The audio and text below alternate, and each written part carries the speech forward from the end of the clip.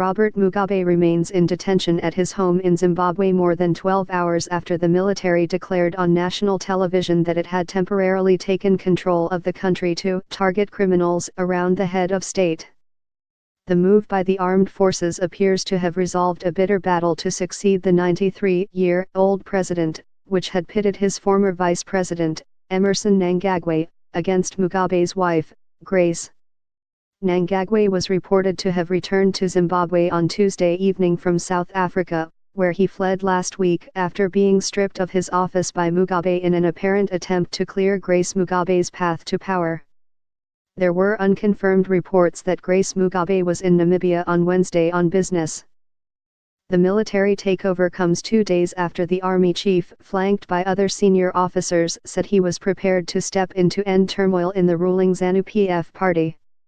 It is likely to signal the departure from power of the world's oldest leader within days, weeks, or at most months.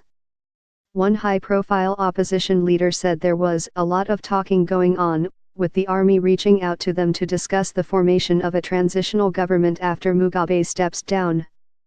Negotiations had been ongoing for several months with certain people within the army, a second senior opposition official said.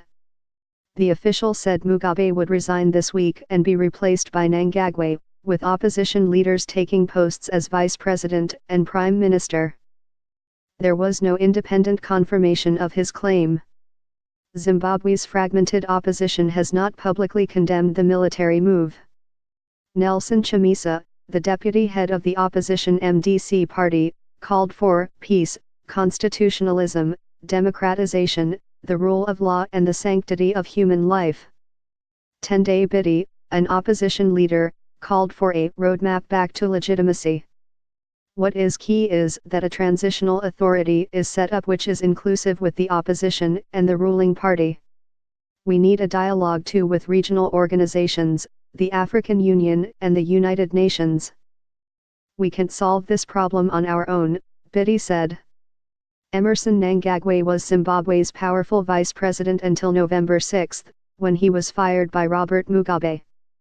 The 75-year-old former intelligence chief had been locked in a battle with the First Lady, Grace Mugabe, to succeed her husband as president. In October, she publicly denied poisoning him after he fell ill at a rally in August. After his sacking, which was seen as an attempt to clear Grace Mugabe's path to power, Mnangagwa fled to South Africa. He reportedly returned on November 14 as the military prepared to take over the country, and is firm favorite to become Zimbabwe's next leader. He has strong support within the security establishment and among veterans of Zimbabwe's 1970s guerrilla war, when he earned the nickname the Crocodile. Despite his alleged involvement in atrocities in the 1980s, Mnangagwa is the preferred candidate of much of the international community, which sees him as being the most likely to guarantee a stable transition and implement economic reforms. South Africa appears to be backing the takeover and sent ministers as envoys on Wednesday morning.